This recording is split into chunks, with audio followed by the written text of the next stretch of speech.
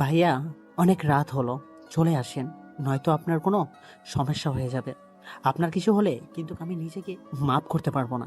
Tony, এখন বাজে মাত্র 12টা। এই সময়টা আমার জন্য সন্ধ্যা মনে হচ্ছে। আর এই রাফিকে কেউ কিছু বলবে এমন দুঃসাহস কারণে আমি আমারটা ভালো বুঝি। আমার ব্যাপারে তোর চিন্তা করতে হবে না। ভাইয়া, আমি জানি, কিন্তু তবুও আপনি সাবধানে থাকবেন। টনির কথা শুনতে রাফির একটু ভালো লাগতেছে না। ফোনটা কেটে দিয়ে রাফি সিগারেট টানতে থাকে। এখন এই মনোমুগ্ধকর রোমান্টিক পরিবেশে একটা নারী নামক সঙ্গী হলে ভালো হতো। নিজে নিজে কথাটা ভেবে রাফি হেসে ফেলে। কোনো রূপসী জেনে শুনে একটা অভাগা ছেলের সাথে জড়াবে, যার নেই কোনো মা বাবার পরিচয়। তবে একটা নামের দেশের সবাই রাফিকে চেনে, তা হলো রাফু ভাই। কিন্তু আজ পর্যন্ত সেই অন্ধকার জগতের রাফু ভাইকে কেউ দেখেনি। প্রতিটা শহরে শহরে রাফু ভাইয়ের নামে চাঁদা ওঠে। মানুষ তার নাম শুনলে ভয় পেয়ে যায়। মায়েরা রাফু ভাইয়ের নামে বললে শিশুরা ভয়ে ঘুমিয়ে পড়ে। রাফির ছেলেবেলাটা শুধু রয়েছে অন্ধকার ঘরে চাপা কান্নার করার মতো। রাফির হাতে থাকা সিগারেটটা প্রায় শেষের দিকে। আরেকটা টান দিয়ে মাটিতে ফেলে দেয়। সে বসা থেকে উঠে দাঁড়ায়। রাত যত বাড়ছে চাঁদের আলো যেন বেড়েই চলেছে। রাফি সেখান থেকে তার R50 ভার্সন 3 এর কাছে এসে বাইকটা স্টার্ট দেয়। জায়গাটা জঙ্গলের পাশে। রাফির বাইকটা জঙ্গলের মাছ দিয়ে যাচ্ছে। হঠাৎ পিছনে একটা ডাল ভাঙার শব্দ শুনে বাইকটা হালকা স্লো করে। আর কোনো শব্দ পায় না রাফি, তাই বাইকটা জোরে টান দেয়। কিন্তু কিছুক্ষণ পরে মেইলি কণ্ঠে জোরে চিৎকার শুনে রাফি বাইকটা থামায়। আবারও একটা চিৎকারের আওয়াজ। রাফি বুকের ভিতর সাহস নিয়ে এগিয়ে যায়, আওয়াজটা অনুসরণ করে। কিছু দূর যাওয়ার পর ঝোপের আড়াল থেকে কিছু লোকের কথোপকথন শুনতে পায় রাফি। পিছন থেকে পিস্তলটা বের করে হাতে নিয়ে সামনে এগিয়ে যায়। একটা কথা শুনে রাফি দাঁড়িয়ে যায় আর লোকগুলোর কথা শুনতে থাকে। ভাই, মেয়েটা তো অনেক বেশি চিল্লাচ্ছে, কি করব এটাকে?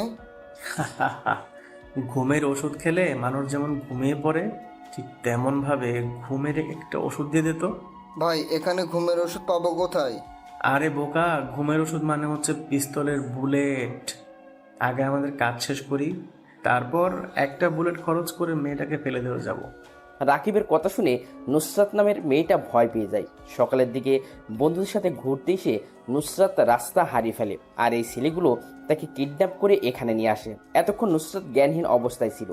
কিছুক্ষণ আগে যখন তার জ্ঞান ফিরে, তখন সে নিজেকে এমন খারাপ অবস্থায় দেখে জোরে চিৎকার দিয়ে ওঠে।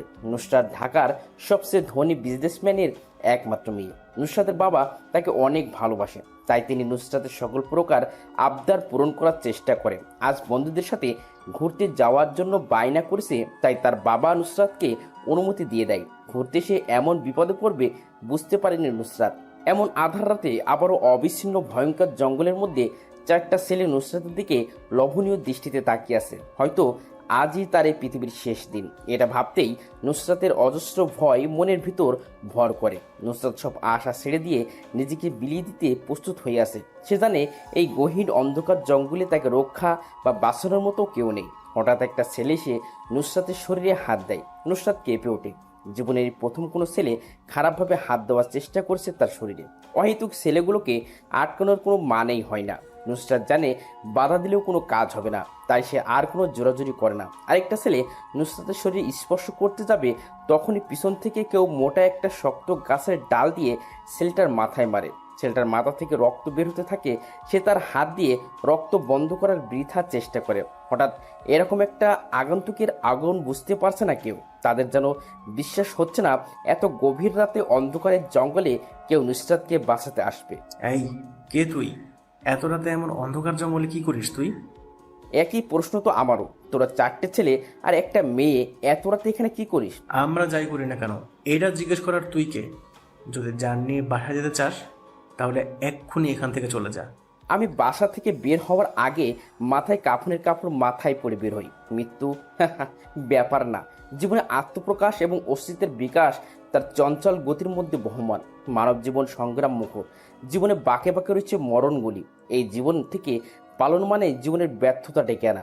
জন্ম মৃত্যু দেহে মিলে জীবনের খেলা, কিন্তু মৃত্যুর বিভীষিকা নৌরস্যের গাঢ় তমাশাকে জয় করে আলোকিত আনন্দ ক্ষেত্র রচনায় জীবনের ধর্ম। তুই তোর মরার সেকেন্ড গুনতে শুরু কর। এই, তোরা যা তো, ছেলেটাকে শেষ করে দিয়ে আয়।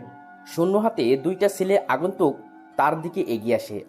আগন্তুকটা মুচকি এসে পিছন থেকে M500 বের করে পরপর 2টা গুলি চালায়। বুলেট 2টা যেয়ে ছেলেগুলোর কপালে লাগে। নিস্তব্ধ হয়ে মাটিতে লুটিয়ে পড়ে ছেলে 2টা। কপাল থেকে গড়গড়িয়ে রক্ত পড়তে থাকে। আগন্তুকটা হালকা নিচু হয়ে পিস্তল কিছু অংশ রক্ত লাগিয়ে নাক দিয়ে শুকতে থাকে। রক্তটা যেন তার অনেক প্রিয়। আগন্তুকের এমন ডেভিল মার্কার রূপ দেখে ভয় পেয়ে যায় রাকিব। রাকিবের প্যান্টের পকেটে থাকা ছোট ছুরিটা বের করে সে হাতে নেয়। নুসরাত পাশে দাঁড়ানো ছিল, যার কারণে রাকিব বাম হাত দিয়ে তাকে কাছে টেনে গলায় ছুরিটা ধরে রাখে। রাকিব ভয়ে ঘেমে একাকার হয়ে গেছে।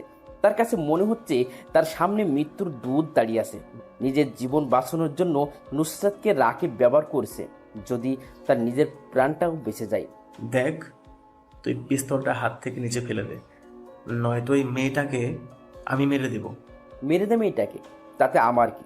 মেয়েটা তো আমার কিছু হয় না, তাহলে কেন আমি তাকে বাঁচাবো? আমার মানুষের রক্তের গন্ধ অনেক বেশি পছন্দ। মানুষ খুন করাটা আমার পেশা, আর রক্তের গন্ধটা আমার নেশা। তুই মেয়েটাকে না মারলেও আমি আমার পিস্তল দিয়ে তাদের 2টাকে মেরে দেবো। তুই কি পাগল হয়ে গেছিস? তোর সামনে একটা মেয়ে বিপদের মুখে দাঁড়িয়ে আছে আর তুই তাকে বাঁচাবি না? কেমন মানুষ তুই? আমি এক্ষুনি ছুরিটা চালিয়ে দেবো কিন্তু। তোকে প্রথমেই বলছি, মেয়েটাকে আমি চিনি না, তাহলে কেন আমি তাকে সাহায্য করব? তুই ছুরিটা চালিয়ে দি। রাকিব ছুরিটা নুসরাতের গলায় যত কাছে নিচ্ছে তত তার ঘামের পরিমাণ বেড়ে যাচ্ছে। হিমেল বাতাসে পরিবেশটা ঠান্ডা হয়ে আছে, কিন্তু রাকিবকে যেন কেউ অন্ধকার রুমে আটকে দিয়ে চলে গেছে। তাকে দেখে এটা মনে হচ্ছে ছুরির ধারালো অংশটা নুসরাতের গলায় স্পর্শ করেছে। সেটা বেশি ধারালো, যার কারণে হালকা স্পর্শ করাতেই নরম চামড়া থেকে রক্ত বের হয়ে শুরু হয়েছে। রাকিবের চোখের ফোকাসটা আগন্তুকটার ওপর, হাতটা যেন কন্ট্রোল হারিয়ে ফেলেছে। এবার বেশি দূর গতিতে রাকিব ছুরিটা নুসরাতের গলায় চালাবে, তখনই একটা বিদঘুটের শব্দ হয়। শব্দটা অগন্তুকের পিস্তল থেকে 2টা গুলি বের হওয়ার শব্দ। অতি দ্রুত গতিতে অগন্তুক গুলিটা চালায়। গুলিটা বের হওয়ার শব্দে আশেপাশে গাছে বসে থাকা পাখিগুলো উঠে যায় আকাশ পানে। 2টা বুলেটই দিয়ে রাকিবের কপালে লাগে। পিছনের দিকে চিত হয়ে পড়ে যায় রাকিব। চোখ জোড়া এখনো খোলা।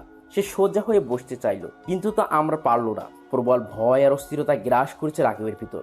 তার শ্বাস ভারী হয়ে আসছে। মুখটা হা করে কি যেন বলতে চাইল সে, আওয়াজ থেমে গেছে। মুখটা বন্ধ হয়ে এলো, চোখ যারা এখনো খোলা, দৃষ্টিটা আকাশের দিকে। রাকিবের প্রাণ পাখি এখন আকাশের দিকে। আগন্তুকটা নুসরাতকে হাতের ইশারায় আসতে বলে। নুসরাত বাধ্য মেয়ের মতো করে আগন্তুকের পিছনে পিছনে যেতে থাকে। আপনি আমার অনেক বড় উপকার করছেন। আমি কি বলে আপনাকে ধন্যবাদ দেব সেটা বুঝতে পারছি না। আপনার জন্য আজ আমি বেঁচে গেছি, আমার সতীত্বটা বেঁচে গেছে। আমি আপনার প্রতি চির কৃতজ্ঞতা স্বীকার করছি। হঠাৎ পিছন থেকে নুসরাতের এমন কথা শুনে আগন্তুকটা পিছনে তাকিয়ে শব্দ করে হেসে বলে, কর্তব্য পালনের মধ্যেই মানব জীবনের গুরুত্বপূর্ণ পরিচয় প্রকাশ পায়। জীবনের সকল কর্মকাণ্ডের মধ্যে কর্তব্যকে অগ্রাধিকার দিতে হয়। বিশ্বজগতের কিছু দায় দায়িত্ব সম্পাদনের জন্যই মানুষকে সৃষ্টি করা হয়েছে। মানুষ যতদিন পৃথিবীতে অবস্থান করবে ততদিন তাকে কর্তব্য পালন করতে হবে। কর্তব্যের কাছে ভাই বন্ধু কেউ নাই। আপনি আমার অনেক বড় উপকার করেছেন, যদি আরেকটা উপকার করে দিতেন। জি অবশ্যই, বলেন আর কি উপকার করতে পারি আপনার জন্য? আসলে আমি আমার কিছু ফ্রেন্ডদের সাথে ঘুরতে এসেছিলাম। রাস্তা ফুল করে অন্য রাস্তায় চলে আসি আমি। তখনই সেই ছেলেগুলো আমাকে কিডন্যাপ করে এখানে নিয়ে চলে আসে। আপনি যদি আমাকে বাসায় যাওয়ার একটা ব্যবস্থা করে দিতেন। আগন্তুকটা নুসরাতকে নিয়ে রওনা দেয় তাদের গন্তব্যের উদ্দেশ্যে। আঁকাবাঁকা রাস্তা পাশ দিয়ে চলে গেছে হাওর। এমন নিশিরাতে 2টা যুবক যুবতী একই বাইকে বসে আছে। কিছুক্ষণ আগেই তাদের দেখা, কিন্তু এখন মনে হচ্ছে তারা দুজন দুজনকে কত আগে থেকে চেনে। সকাল 8টা। রাফির ঘুম ভাঙে। কাল রাতে ভালো করে ঘুমাতে পারেনি রাফি। এখন সকাল সকালই টনি এসে রাফির ঘুমটা ভাঙিয়ে দেয়। বাসাটা অনেক পুরনো, কিন্তু ভিতর দেখলে মনে হয় না বাড়িটা এত পুরনো। দোতলায় বাসাতে রাফি, টনি আর কিছু কাজের লোক থাকে। নাস্তা করার জন্য রাফি নিচে এসে দেখে টনি আর কাজের লোকগুলো টেবিলে খাবার সাজিয়ে বসে দাঁড়িয়ে আছে।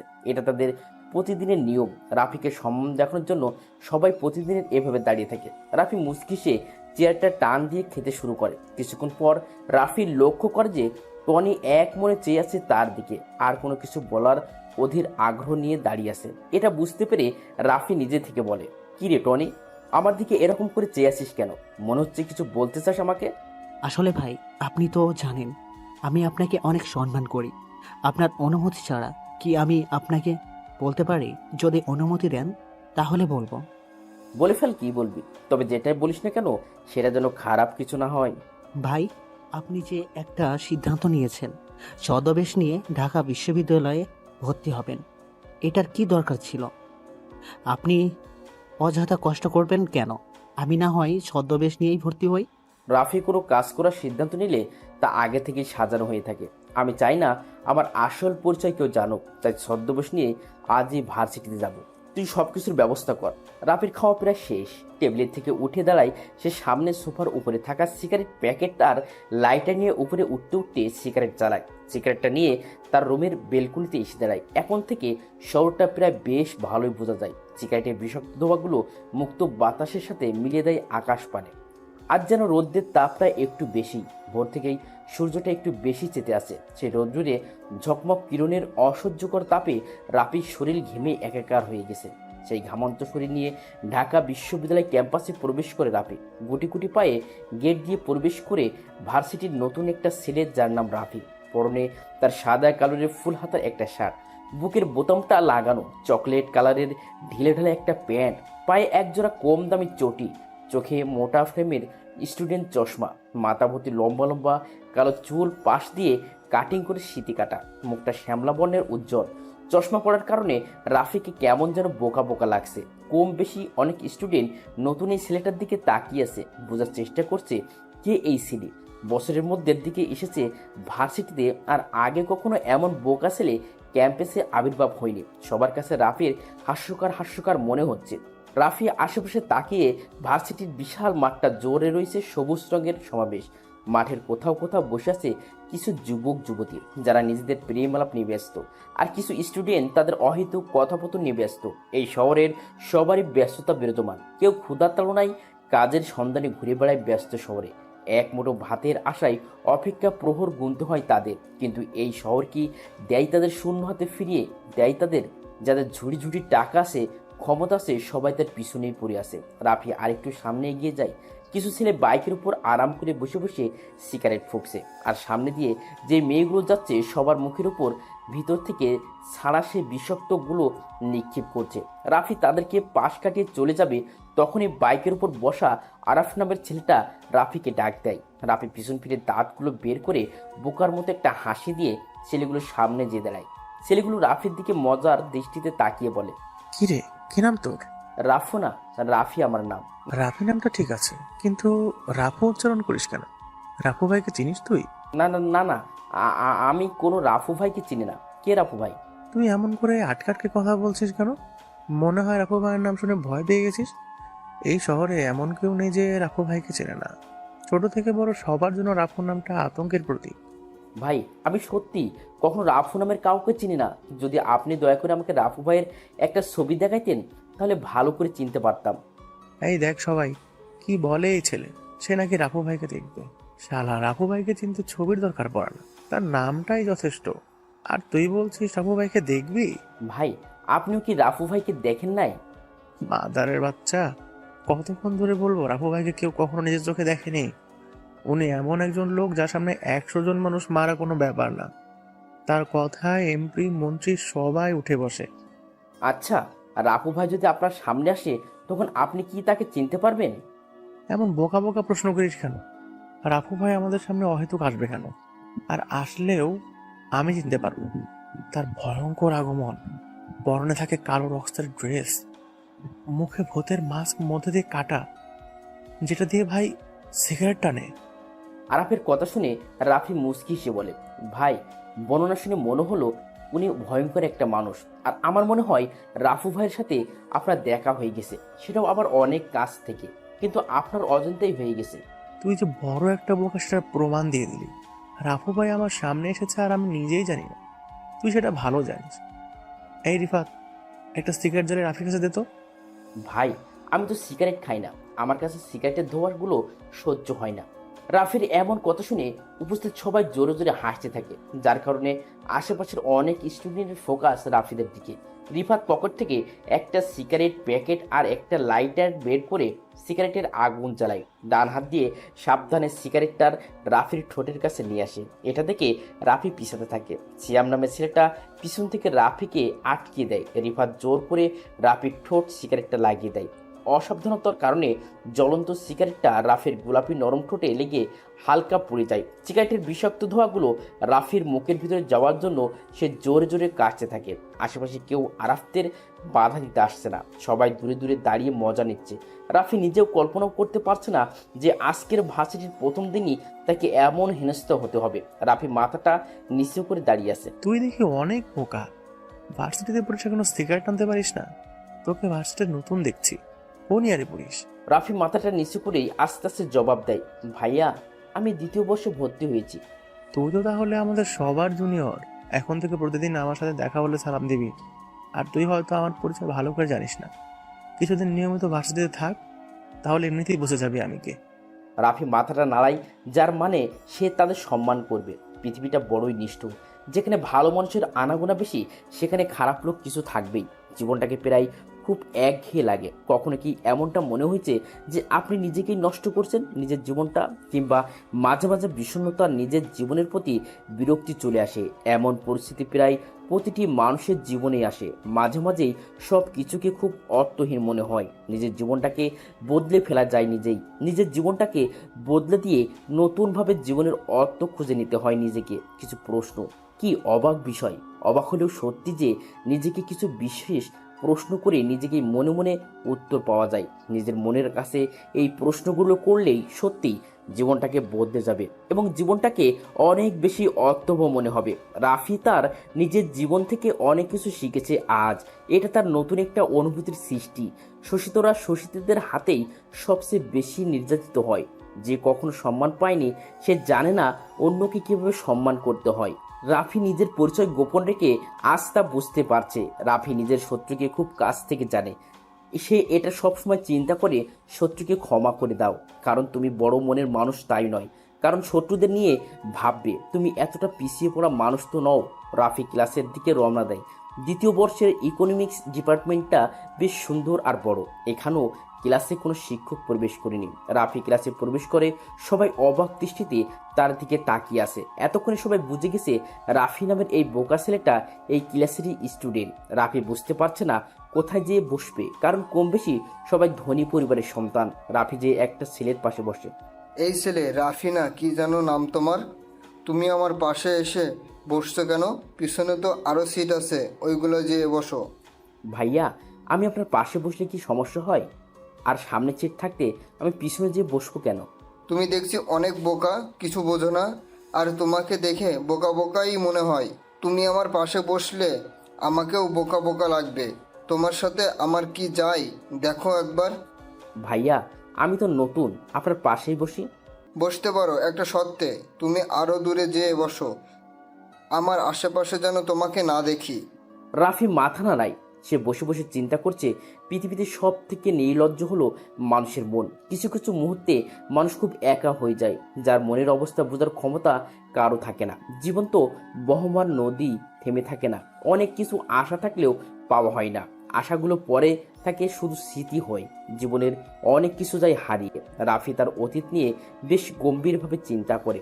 জীবন আসে, জীবন ভাসে অজানা স্রোতে, তবুও জীবন এগিয়ে চলে আশার লক্ষ্যপথে।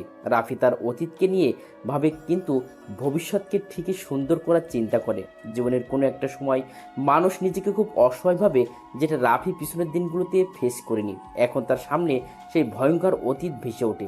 রাফি এগুলো চিন্তা করেছিল তখনই ক্লাসের দরজায় কড়া নাড়ে সাইফুল স্যার। খুব সাহিত্য প্রেমিক তিনি, পড়ান কম, কিন্তু সাহিত্য গল্প বলেন বেশি। স্যারের পরনে একটা ফোল হাতার সাদা কালারের শার্ট, কালো প্যান্ট, চোখে পাওয়ারের চশমা, ক্লিন শেভ করা মুখ, কিন্তু নাকের নিচে বড় বড় হেস কাটা গোপের জন্য তাকে বেশ মানিয়েছে। সাইফুল স্যার চেয়ার টেনে বসে পড়ে। তিনি কিছু একটা ভেবে বলে, আজ তোমাদের সাথে আমি একটা নতুন গল্প শোনাবো, সবাই প্রস্তুত হও। সকল স্টুডেন্ট নিজের গুছিয়ে স্যারের দিকে মন দেয়। রাফিও তাদের মধ্যে একজন। স্যার এবার বলতে শুরু করে। কথাগুলো বলে থামে সাইফুল স্যার। ওনাকে দেখে মনে হচ্ছে বেশ হাঁপিয়ে উঠেছে। বয়স বেড়েছে, এখন বেশি কথা বললে নিজের কাছেও কেমন যেন বিরক্ত বিরক্ত লাগে। সবার দিকে চেয়ে দেখে সব স্টুডেন্ট ওনার দিকে আগ্রহের দৃষ্টিতে তাকিয়ে আছে। স্যার মুচকি এসে বলল, গল্পটা এখনো শেষ হয়নি। আজ আমি হাঁপিয়ে উঠেছি, কালকে পরেরটুকুই বলবো। কথাটা বলে তিনি আর থামেন না, বেরিয়ে যায় নিজের গন্তব্যে। সকাল থেকেই ছিল সূর্যের প্রচণ্ড তেজ। দুপুরবেলা মাটিতে পা ফেলা যাচ্ছিল না, বাইরে তাকালে যেন চোখ ঝলসে যেতে চাইছিল। বিকেলের দিকে আকাশের হালকা কালো মেঘ জমতে শুরু করলো। সবাই বলাবলি করতে লাগলো এবার বৃষ্টি নামবে, কিন্তু বৃষ্টির জন্য প্রতীক্ষার অবসান আর হয় না। আবার আকাশ থেকে সরেও যায় না মেঘ। কি হবে বৃষ্টি, কি হবে? রাত বাজে 10টা, বাইরে ঝিরঝির করে বৃষ্টি পড়ছে। রিমঝিম রিমঝিম বৃষ্টির একটানা শব্দে মনে আচ্ছন্ন হয়ে যায়। গাছের শাখায় বাতাসের ঝাপটা কানে বাজে। রাফি কালো কালারের রেনকোটটা পরে বাইকের চাবিটা হাতে নেয়। 2 কদম এগিয়ে সামনের দিকে গেলে টনির সাথে দেখা হয় রাফির। টনি কালো কালারের একটা রেনকোট পরে দাঁড়িয়ে আছে, দেখে মনে হচ্ছে কারো অপেক্ষা করছিল দাঁড়িয়ে। রাফি ছোট ছোট চোখ করে টনির দিকে তাকিয়ে বলে, টনি, এখানে রেনকোট পরে দাঁড়িয়ে আসিস কেন? মনে হয় কারোর জন্য অপেক্ষা করছিলি। ভাই, আজকের রাতের মিশনের জন্য রেডি হয়ে আপনার জন্য অপেক্ষা করছি, চলে আসেন ভাই। আজকে আমি একাই মিশনে বের হব, কাউকে আশা লাগবে না। রেনকোটটা খুলে রেস্ট কর। ভাই, অন্তত পক্ষে আপনার সাথেই যাই। আপনার যদি কিছু হয়ে যায় তাহলে? রাফি তার বাম হাতটা হালকা উঁচু করে বলে, টনি, আমি বেশি কথা পছন্দ করি না। আমি জানি আমার কিছু হবে না, তবে শিয়ালের মতো 1000 বছর না বেঁচে সিংহের মতো একদিন বেঁচে থাকা ভালো। রাফি কথাটা বলে সামনের দিকে এগিয়ে যায়। টনিকে কোনো প্রকার কথা বলার সুযোগ না দিয়ে ব্ল্যাক কালারের বাইকে যেয়ে বসে রাফি। গন্তব্য এখন শহরের কিছু বিশৃঙ্খল সৃষ্টিকারী লোকের উদ্দেশ্যে। ওসমান শরীফ রাব্বি ঢাকার টপ মাফিয়া সালমানের অতি কাছের লোক। যত ধরনের মামলা আছে সবগুলো ওদের নামে করা, কিন্তু সালমানের ক্ষমতার কারণে কেউ কিছু বলতে পারে না। প্রতিদিন ওরা 3 জন মদ জুয়া খেলার জন্য পাশের বড় একটা ক্যাসিনোতে যায়। আজকে মনে হয় বেশি মদ খেয়ে ফেলেছে, তাই হেলে দুলে হাঁটতে হাঁটতে বাসার উদ্দেশ্যে রওনা দেয়। হালকা হালকা ঝিরঝির বৃষ্টি পড়ছে, তাই ওরা 3 জন একটু জোরে জোরে গতিতে পা চালায়। হঠাৎ তারা দেখতে পায় রাস্তার মাঝে বাইকের ওপর আরাম করে বসে সিগারেট ফুঁকছে কোনো এক অচেনা আজানা আগন্তুক। 3 জনের মধ্যে সবচেয়ে বেশি ঝামেলা পছন্দ করে ওসমান। ওসমান একটু এগিয়ে যায় আগন্তুকের দিকে। ওসমানের শরীরটা কাক বেজা, মুখে কালো কালারের স্টাইল করা দাড়ি থেকে টুপ টুপ করে পানি ঝরছে। বৃষ্টির পানির জন্য সবার নেশা কেটে গেছে। ওসমান আগন্তুকের কাছে চলে এসেছে। আগন্তুকটার পরনে কালো কালারের রেনকোট, মুখে ভূতের কাটা মাস্ক, যেই অংশ দিয়ে সেই নিকোটিনের ধোঁয়া উড়াচ্ছে। আজকে এই ব্যস্ত শহরটা কেমন যেন নিস্তব্ধতা বিরাজ করছে। কোথাও কোনো মানুষের আনাগোনা দেখা যাচ্ছে না। হয়তো বৃষ্টির আমেজ থাকার জন্য সবাই ঘরে অবস্থান করছে। দূর থেকেই ল্যাম্পপোস্টের ঘোলাটে আলো দিচ্ছে। পিচ ঢালা রাস্তাটা আজ বৃষ্টির পানিতে বিদঘুটে কালো আকারে ধারণ করেছে। আগন্তুকের হাতে থাকা সিগারেটটা শেষ হয়ে গেছে। সিগারেটের না পুড়ে অংশটুকু ভেজা রাস্তার উপর ফেলে দেয়। রেনকোটের পকেট থেকে আরেকটা সিগারেট আর লাইটার বের করে সিগারেটে আগুন ধরাবে, তখন ওসমান তার ডান হাত দিয়ে আগন্তুকের হাত থেকে সিগারেটের আর লাইটারটা কেড়ে নেয়। আগন্তুকটা কিছু বলে না, শব্দ করে একটা হাসি দেয়। এমন হাসির শব্দ শুনে পিছন থেকে শরীফ আর রাব্বি ওসমান থেকে কিছু দূরত্বে অবস্থান করে। ওসমান বেশ গম্ভীর গলায় আগন্তুককে উদ্দেশ্য করে বলে, এই বৃষ্টির অন্ধকার রাতে তুই রাস্তার মাঝে বাইক থামিয়ে বসে বসে সিগারেট ফুঁকছিস কেন? আগন্তুক কিছু বলে না, আবার একটা বিদঘুটে হাসি দেয়। এটা থেকে পিছন থেকে শরীফ উচ্চ কণ্ঠে বলে ওঠে, কি রে, তুই এমন করে হাসছিস কেন? কে তুই? আর এখানে স্থির হয়ে বসে আছিস কেন? আগন্তুকটা এবার মুখ খুলল। আমি কি সেটা আমি নিজেও জানি না, তবে নিজের পরিচয় নিজে দিতে কেমন যেন লাগে, তাই নিজের নাম আর পরিচয়টা ছড়িয়ে দিয়েছি মানুষের মাঝে। আমি এখানে বসে আছি কয়েকটা মেহমানের অপেক্ষায়। এত রাতে কোন মেহমানরা আসবে যার জন্য তুই রাস্তার মাঝে পথ আটকে এভাবে বসে থাকবি? আমার মেহমান তো চলে এসেছে, কিন্তু কিভাবে তাদের অ্যাপয়েন্ট করব তা বুঝতে পারছি না।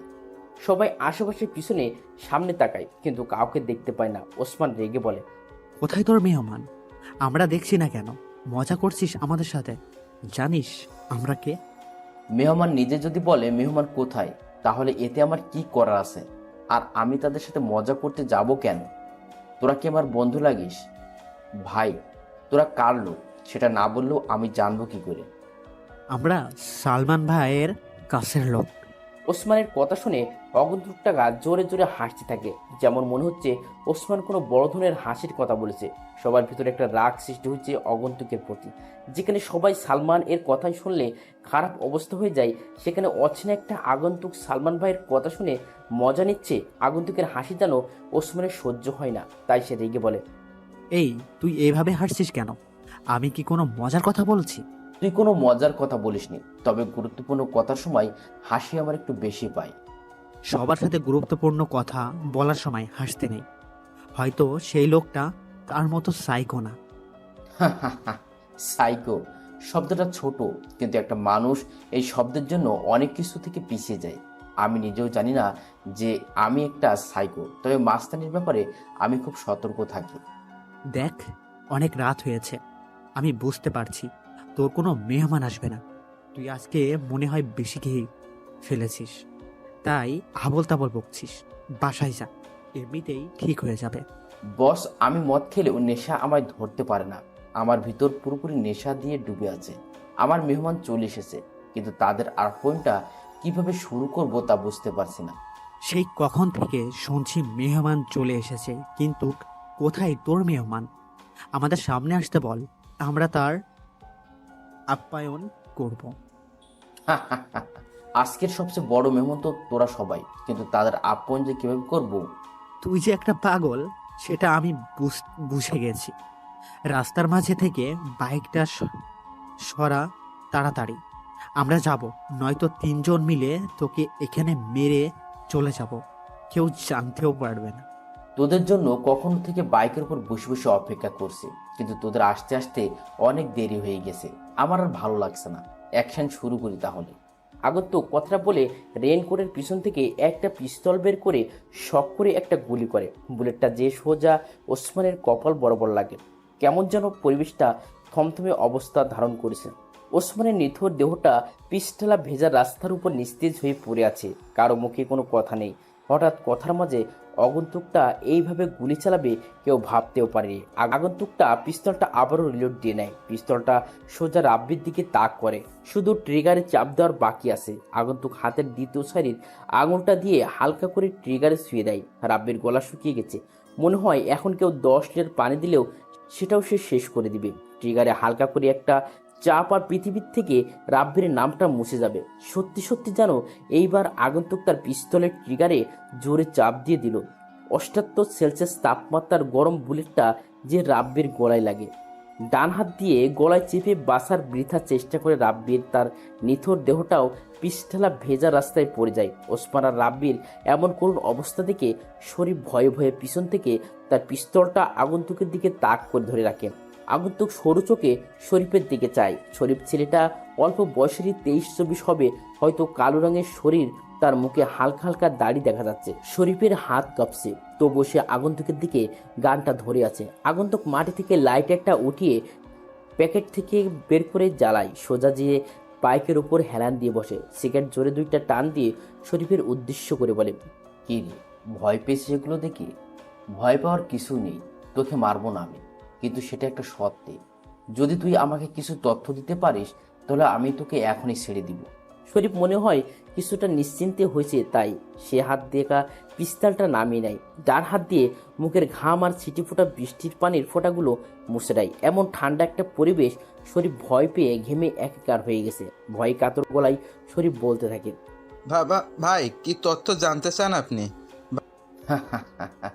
নিরীহ মানুষকে ভয় পেতে দেখলে আমার অনেক মজা লাগে, কিন্তু আজ প্রথমে কাউকে দেখে কেমন যেন মায়া লাগছে। তুই এখন আমাকে বল, সালমানকে আমি কোথায় পাবো? ভাই, আমি কিভাবে বলবো সালমান ভাই এখন কোথায় থাকে?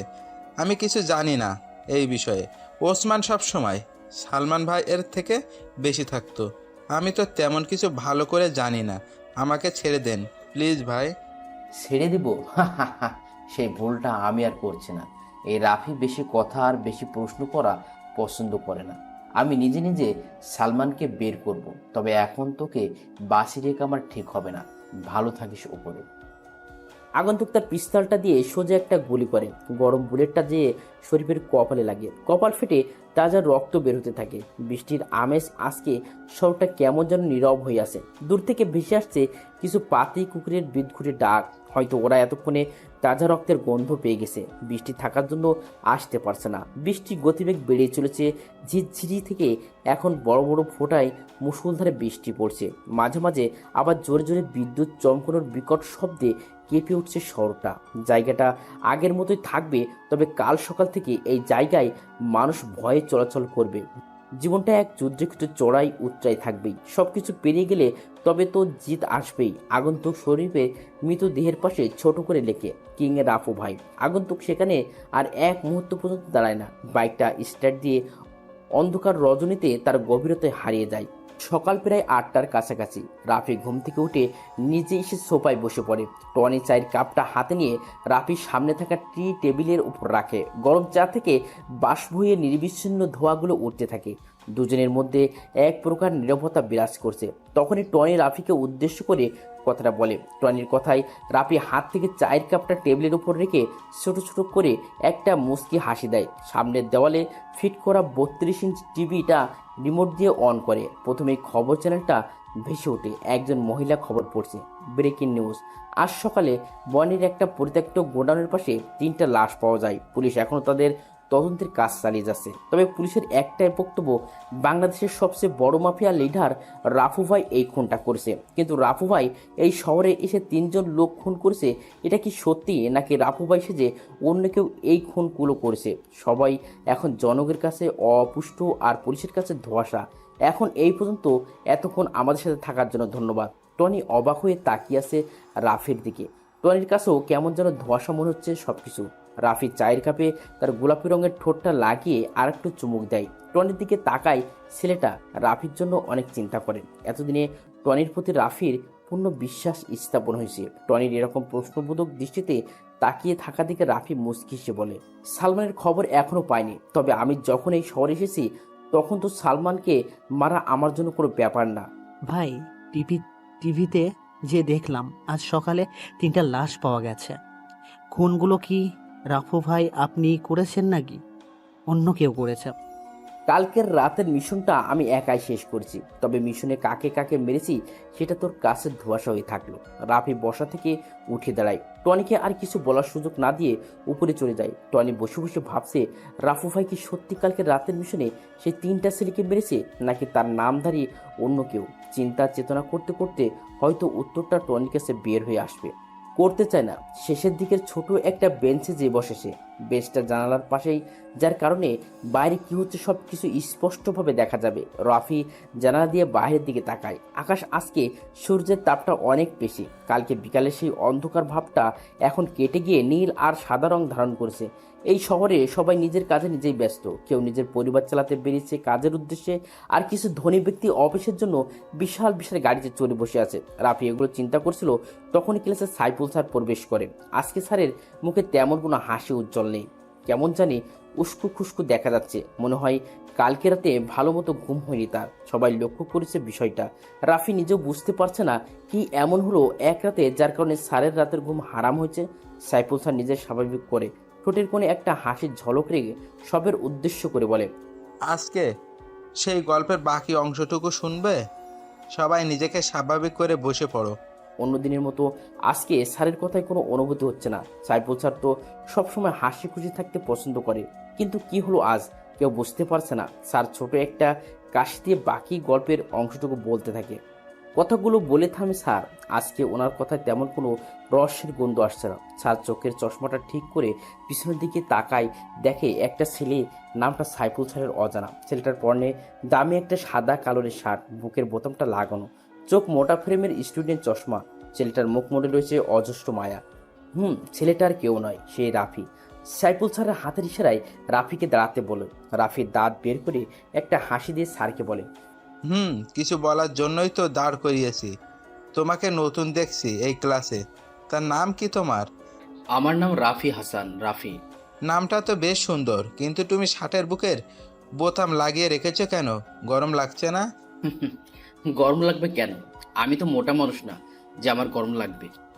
রাফির এমন বোকা বোকা উত্তর শুনে স্যার চুপ হয়ে যায়। রাফি ছেলেটা ভার্সিটিতে বেশ হাসি খুশি থাকে, কিন্তু বোকা বলে কেউ রাফির সাথে মিশতে চায় না। রাফি ক্লাস থেকে বের হয়ে শহীদ মিনারের দিকে যায়। কিছু মেয়ে যেখানে বসে বসে আড্ডা দিচ্ছে, হয়তো তাদের গুরুত্বপূর্ণ কথোপকথন। রাফি এগুলো শুনতে চায় না, তাই সে গাছতলায় বসার জন্য পা বাড়ায়। তখন কেউ পিছন থেকে মেইলি কণ্ঠে রাফিকে উদ্দেশ্য করে ডাক দেয়। কণ্ঠটা রাফির কাছে কেমন যেন পরিচিতি মনে হচ্ছে, যেন আগেও কোথাও শুনেছে সে। রাফি পিছন ফিরে তাকায়, 6জন মেয়ে শহীদ মিনারে বসে আছে। রাফি পিছনে ফিরলে মেয়েগুলোর মধ্যে থেকে একটা মেয়ে হাতের ইশারায় ডাকে। রাফি হালকা অবাক হয় মেয়েটাকে দেখে, কারণ কোনো এক রাতে মেয়েটি বিপদে পড়েছিল আর রাফি তাকে বাঁচিয়েছে। অন্ধকার রজনীতে মেয়েটির মুখ রাফির কাছে অস্পষ্ট ছিল, কিন্তু আজকের মেয়েটার কণ্ঠ আর সেই রাতের মেয়েটার কণ্ঠ একই, চেহারায়ও অনেকটা মিল। রাফি মেয়েগুলোর কাছে এসে দাঁড়ায়, পরিষ্কার মাঝারি আকারের দাঁতগুলো বের করে বড় করে একটা হাসি দেয়। মেয়েগুলোর মধ্যে থেকে নুসরাত নামের মেয়েটি রাফিকে উদ্দেশ্য করে বলে, এই ছেলে, তুমি এমন বোকার মতো করে হাসতেছো কেন?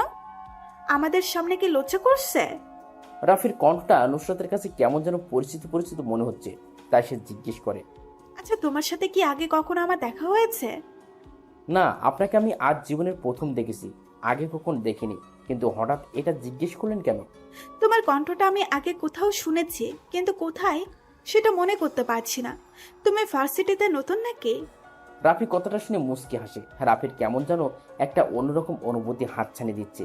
মনের ভিতর অগোছল সুপ্ত অনুভূতিগুলো ব্যস্ত হয়ে পড়েছে। অনুভূতিগুলো সাজানোর জন্য এবারের মনে হয় কোনো নারীর প্রয়োজন পড়বে, কিন্তু উদ্দেশ্যহীন এই জীবনের সাথে কে জড়াবে? কথাটা ভাবতেই রাফির মনটা খারাপ হয়ে যায়। নুসরাত খেয়াল করে হাসি খুশি থাকা ছেলেটা হঠাৎ মুখটা এমন কালো হয়ে গেল, তাই সে রাফিকে জিজ্ঞেস করে, এই রাফি, তোমার মুখে হঠাৎ এমন কালো আভা এসেছে কেন? এতক্ষণ তো বেশ হাসি খুশি ছিলে, এখন মন খারাপ কেন? কোনো সমস্যা? না, কোনো সমস্যা নেই, তবে মা বাবার কথাটা অনেক মনে পড়ছে, তাই হয়তো মনটা খারাপ হয়ে গেছে। রাফি, তোমার কি মা বাবা নেই? এই পৃথিবীতে কি তুমি একা? আমি বড় একা। হ্যাঁ হ্যাঁ, আমি এই পৃথিবীতে বড় একটা অবহেলিত জনগোষ্ঠীর মধ্যে একজন। যখন জীবন তোমাকে কাঁদানোর একশ কারণ দেয়, জীবনকে দেখাও যে তোমার হাসির হাজার কারণ আছে। তুমি কখনো মন খারাপ করে থাকবে না, এটা তোমাকে মানায় না। তোমাকে শুধু হাসি উজ্জ্বল মুখেই মানায়। আমি চাই নিজেকে স্বাভাবিক রাখার জন্য, কিন্তু এই শহরের কিছু চেনা বেইমানের জন্য থাকতে পারি না। সেই ভয়ঙ্কর অতীত এখন আমাকে কুকড়ে কুকড়ে খায়। বিশ্বাসঘাতকতা করা ঠিক না, তবে কিছু মানুষের সাথে বেইমানি না করে পারা যায় না। রাফি, অতীতকে ভুলে গিয়ে বর্তমানকে ভবিষ্যতের চিন্তা করো, এটা তোমার জন্য ভালো হবে। নুসরাতের কথাগুলো রাফির মনটাকে আবারও উৎফুল্ল করে দেয়। রাফি আশেপাশে তাকায়, দেখে ভার্সিটির প্রায় অনেক ছেলে রাফির দিকে রাগী মুড নিয়ে তাকিয়ে আছে। ভার্সিটির সকলের ক্রাশ হচ্ছে নুসরাত। অনেক ছেলে নুসরাতকে প্রপোজ করছে, কিন্তু সে কাউকে পাত্তাই দেয় না। ছেলেদের সাথে সে বেশি কথা বলে না, কিন্তু আজ হঠাৎ নতুন একটা বোকা ছেলের সাথে এমনভাবে হেসে সে কথা বলছে, কেউ এটা মানতে পারছে না। রাফি এটা বুঝতে পেরে শহীদ মিনারের চত্বর থেকে গেটের দিকে পা বাড়ায়। নুসরাত মেয়েটা সব মেয়েদের থেকে আলাদা, ধনী হওয়া সত্ত্বেও সবার সাথে অল্প সময় মিশে যায়। রাফি নুসরাতকে অনেক পছন্দ হয়েছে, কিন্তু এই কথাটা কিভাবে বলবে যে সেটাই বুঝতে পারছে না রাফি। কিন্তু কে রাফিকে ভালোবাসবে? যেখানে রাফির আসল পরিচয় পেলে সবাই ভয় পেয়ে দূরে চলে যায়, তাহলে এটা জেনে কি নুসরাত রাফিকে ভালোবাসবে? জীবনটা অনেক সুন্দর, যদি কারো ভালোবাসায় এ জীবন পূর্ণতা পায়। যদি কেউ কষ্টটা ভাগ করে নিতে চায়, নিজের সকল আনন্দ সেই প্রবাসীর মাঝে বিলিয়ে দিতে চায়। রাত প্রায় 9:15। রাফি বেলকনিতে বসে একা চন্দ্র বিলাস করছে আর মনের সুখে একটার পর একটা সিগারেট টেনে যাচ্ছে। সিগারেট খাওয়া স্বাস্থ্যের জন্য ক্ষতিকর, এটা জেনেও মানুষ এটা খায়। এটা তার বদ অভ্যাস না, এটা তার নেশা। কিছু কিছু নেশা জীবনের সাথে এমনভাবে মিশে যায় যা ছিঁড়ে দেওয়া সম্ভব না। যদি ছিঁড়ে দেওয়ার চেষ্টা করি, তাহলে নিজের কাছে আর কিছুই ভালো লাগবে না। রাফির কাছেও ব্যাপারটা এমন মনে হয়। সে সিগারেট খাওয়াটা এনজয় করে, রাতের আকাশে চাঁদ দেখার মজাই আলাদা, কিন্তু একা চন্দ্রবিলাস করতে কেমন যেন অনুভূতিহীন লাগে। চন্দ্রবিলাস আর সিগারেট টানতে রাফি এমন ব্যস্ত যে টনি কখন এসে তার পাশে বসেছে সেটাও খেয়াল নেই তার। টনি হালকা করে একটা শুকনো কাশি দেয়। রাফি আকাশের দিকে তাকিয়ে দৃষ্টিটা সরিয়ে টনির দিকে তাকায়। টনি মনে হয় আজকে ক্লিন শেপ দিয়েছে, যার কারণে চাঁদের আলোয় মুখটা স্পষ্ট বোঝা যাচ্ছে। ছেলেটার মুখটা অনেকটা মায়াবী, চোখ যা দুটো হালকা ঘোরাটে, যার কারণে তাকে আরো আকর্ষণীয় লাগে। রাফির জ্বলন্ত সিগারেটে আরেকটা টান দিয়ে ধোঁয়াগুলো ছাড়তে বলে, রাফু ভাইকে কখনো দেখেছি কেউ? কি তার চেহারা শুধু তার অস্তিত্বই বোঝা যায়, আর কিছু না। তাহলে কিভাবে চিন্তা করে পুলিশ রাফু ভাইকে ধরবে? ভাই, আমার মনে হয় কি, আপনার কিছুদিন মিশনে যাওয়া বন্ধ করে দিন। শহরের অবস্থা বেশি একটা ভালো না, প্রতিটা রাস্তায় রাস্তায় পুলিশের কড়া নজরদারি চলছে। প্রত্যেকে দেখার জন্য কাজ করছে, আমি অদৃশ্য হয়ে তা করে বেড়াচ্ছি। রাফু ভাই না চাইলেই তাকে দেখার ক্ষমতা কারো নেই। আমি আল্লাহ ছাড়া কাউকে ভয় পাই না, তবে মনের ভিতরে একটা সংকোচ থেকে যায় আমার কাছের লোকগুলো যেন আমার সাথে বেইমানিটা না করে। ভাই, অনেক দিন ধরে একটা জিনিস জানার খুব আগ্রহ মনের ভিতর উতাল পাতাল করছে। আপনি যদি অনুমতি দেন তাহলে বলবো। বল, কি জিজ্ঞেস করবি আমাকে? তবে এমন কোনো প্রশ্ন জিজ্ঞেস করবি না যেটা আমার পক্ষে উত্তর দেওয়া সম্ভব না হয়। ভাই, আপনার আপন জনেরা কোথায়? কি আপনার অতীত? কে এই সালমান, যাকে মারার জন্য আপনি এত মাইন্ড গেম খেলছেন, যেখানে আপনি একটা ফোন করলে সব ঝামেলা শেষ হয়ে যায়, সেখানে আপনি নিজেই সালমানকে খুঁজে বেড়াচ্ছেন। সব কিছু আজকে আমায় খুলে বলবেন। টনির এমন প্রশ্ন শুনে কিছুক্ষণের জন্য নিস্তব্ধ হয়ে যায় রাফি।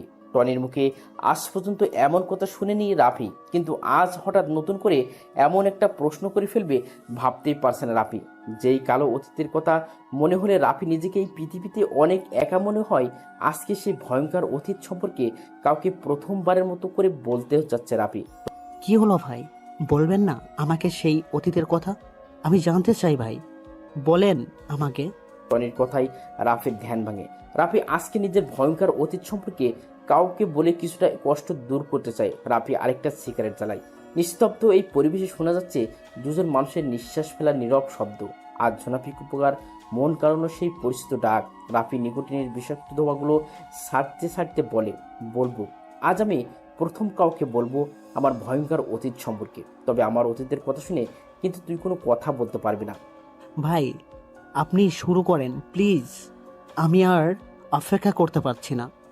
রাফি একটা দীর্ঘ নিঃশ্বাস ফেলে বলতে শুরু করে, সময়টা আরো 10 বছর আগের, যখন আমার বয়স 15 বছর। বাবা মা, আমি, চাচা চাচি আর একটা ছোট চাচাতো ভাই নিয়ে আমাদের পরিবার ছিল। সেই পরিবারের সবচেয়ে আদরের সন্তান ছিলাম আমি। আমার বাবা আর চাচার অনেক বড় বিজনেস ছিল, শহরে অনেক নাম ডাক ছিল, শত্রুর কোনো অভাব ছিল না, হেসে খেলে জীবন পার হচ্ছিল আমার। কিন্তু হঠাৎ আমার সেই হাসি খুশির জীবনে নেমে আসে অন্ধকারের প্রতিচ্ছবি।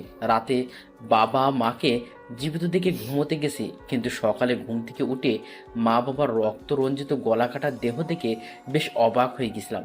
বাকরুদ্ধ হয়ে যায় আমি, বলার মতো কিছু ছিল না আমার। অঝরে কান্না করেছি আমি। আমাকে সান্ত্বনা দেওয়ার মতো পৃথিবীতে আর কেউ ছিল না।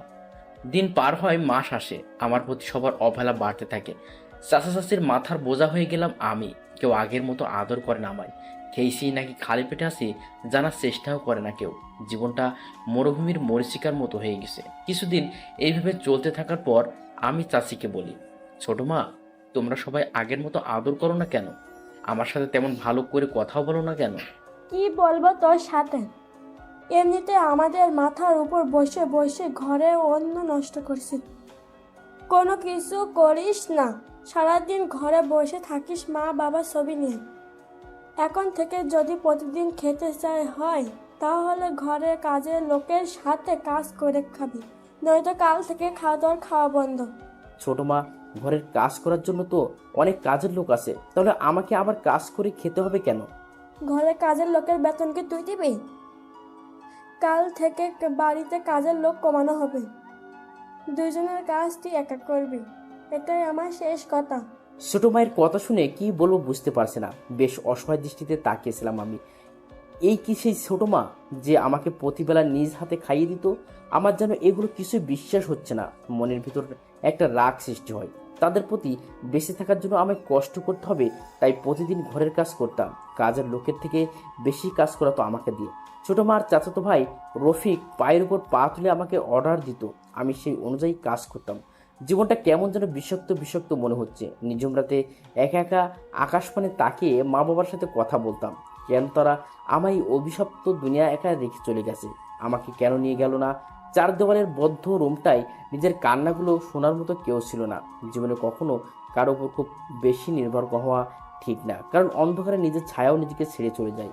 আমার কান্নার শব্দে কাউকে ব্যথিত করিনি। আমার মৃত্যু সংবাদে ওরা কখনোই ব্যথিত হবে না। অনেকবার ভেবেছিলাম চলে যাব এই অবহেলিত পৃথিবীর থেকে, কিন্তু নিজেকে শক্ত করেছি। মা বাবা মারা যাওয়ার 6 মাস পর আমার জীবনের সবচেয়ে বড় একটা কালো অধ্যায় সূচনা ঘটে। সেদিন আমার খুব জ্বর ছিল, বিছানা থেকে ওঠার ক্ষমতা আমার ছিল না। আমাকে সেবা যত্ন করার কেউ নেই। এই পৃথিবীতে আমি সেদিন ছিলাম অনেক একা। ছোট মা চিৎকার করে করে আমাকে ডাকছে। আমি এই জ্বরে নিয়ে কিভাবে নিচে যাব বুঝতে পারছে না। অনেক কষ্ট করে সিঁড়ি বেয়ে বেয়ে নিচে যাই। আমার অবস্থা তেমন ভালো না। ছোটো মায়ের সামনে যেয়ে বলি, ছোটো মা, আমাকে এইভাবে ডাকছো কেন? কোনো কিছু প্রয়োজন? ছোট আব্বু সোফার উপর আরাম করে গম্ভীর মুখ হয়ে বসে আছে আর আমার দিকে রাগের দৃষ্টিতে তাকিয়ে আছে।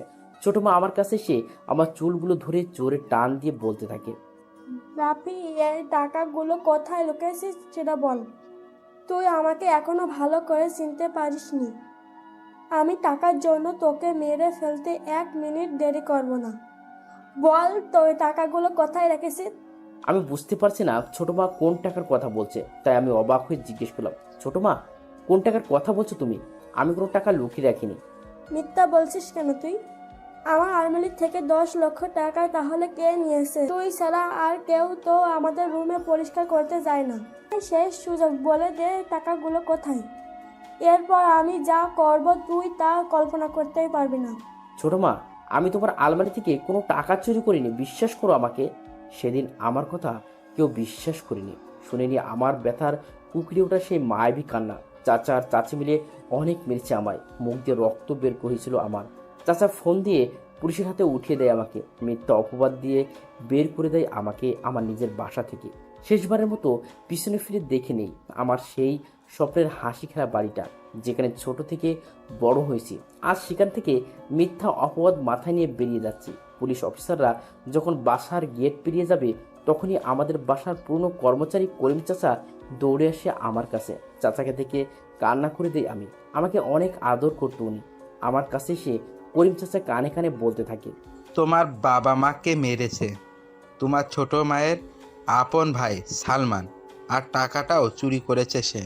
জীবনে অনেক বড় হবে তুমি। মা বাবার খুনের বদলা নিতে হবে তোমায়। এখানে শেষ নয়, এখান থেকে তোমার জীবনের পথ শুরু। ভালো থেকো।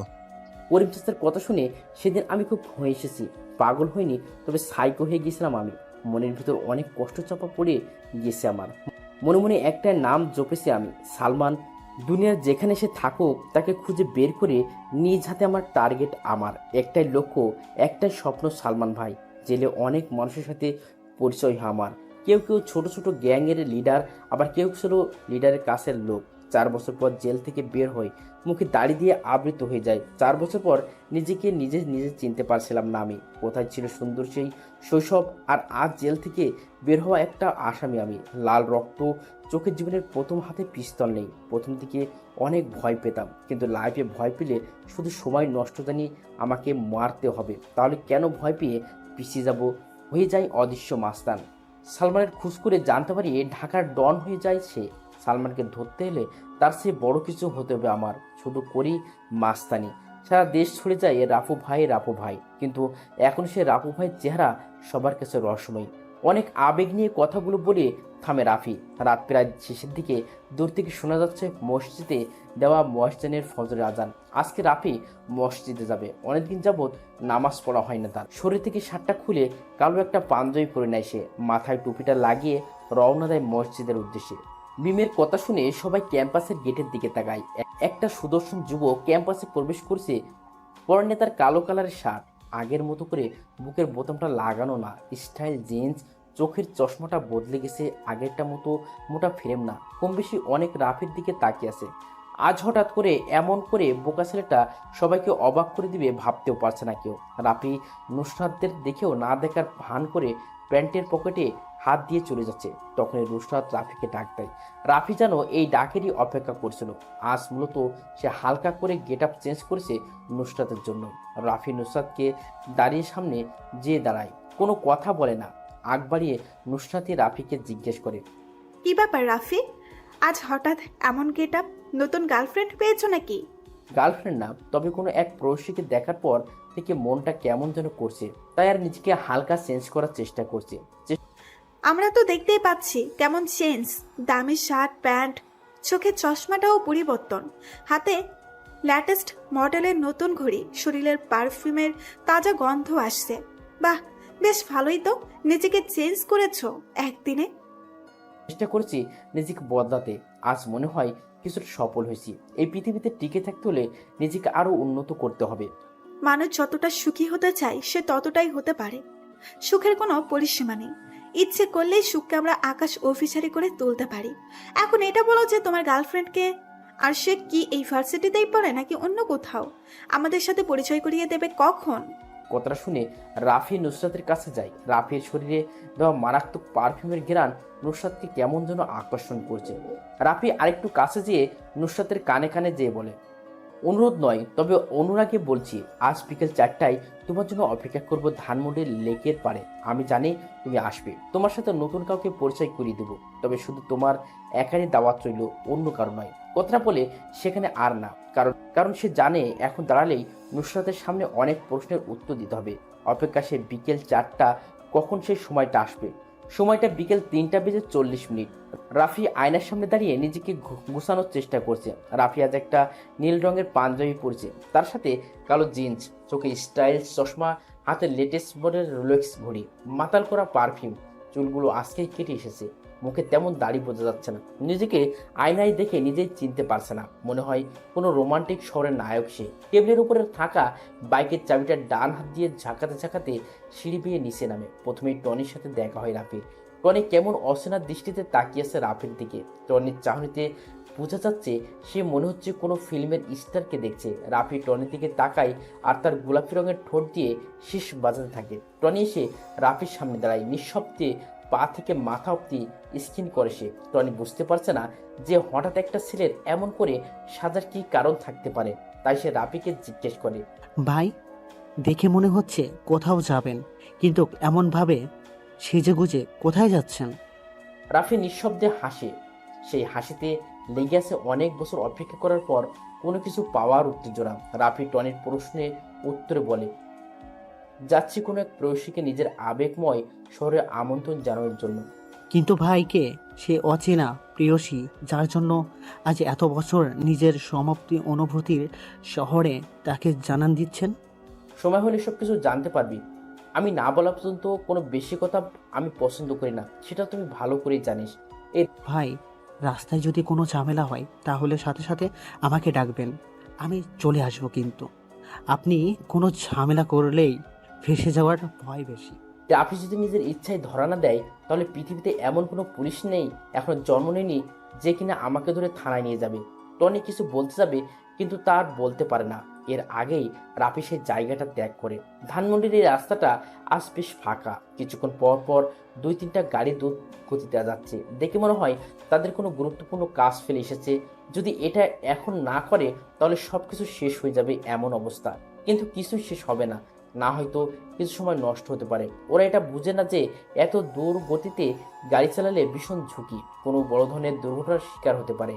রাফি ফাঁকা রাস্তা পেয়ে একটু জোরে বাইকটা চালাচ্ছে।